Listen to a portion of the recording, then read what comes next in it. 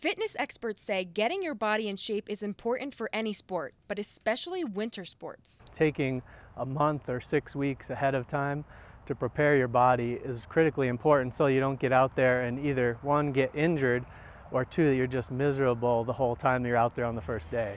But if you haven't started training yet, don't worry. They have a few easy exercises you can start doing now. So you have to be able to bend your knees. So squats are tremendous.